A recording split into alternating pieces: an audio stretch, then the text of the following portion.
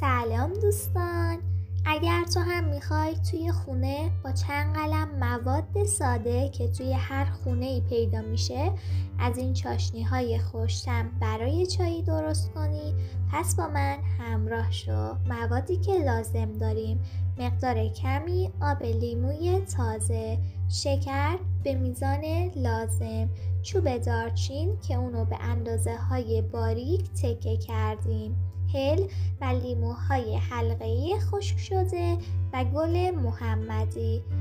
ابتدا به مقدار لازم شکر رو توی ماهیتابه میریزیم و بعد کمی آب لیمو به اون اضافه میکنیم. این کار باعث میشه که مواد شکرک نزنه و بعد تا زمان آب شدن شکر اون رو روی شعله متوسط هم میزنیم.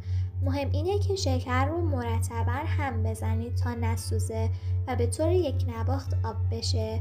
حالا وقتی شکر کامل آب و یک نواخت شد و به این شکل در اومد، اونو از روی شعله برمیداریم. یک گوشه از چوب‌های دارچین رو به مواد آغشته می‌کنیم و روی ورقه‌های لیمو به هر شکلی که دوست داریم قرار میدیم. بعد از اون غنچه‌ها رو هم به همین ترتیب روی ورقه‌های لیمو قرار میدیم و همین کار رو برای قرار دادن هل هم انجام میدین.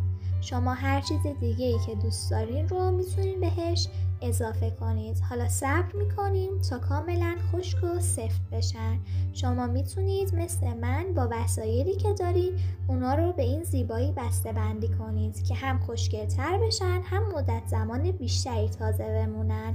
در ضمن من با باقی مونده موادم این پولکی های کنجدی خوشمزه رو درست کردم که خیلی هم خوش رنگ شدن. یادتون نره منو سابسکرایب کنید تا ویدیوهای آموزشی بعدیمو از دست ندین.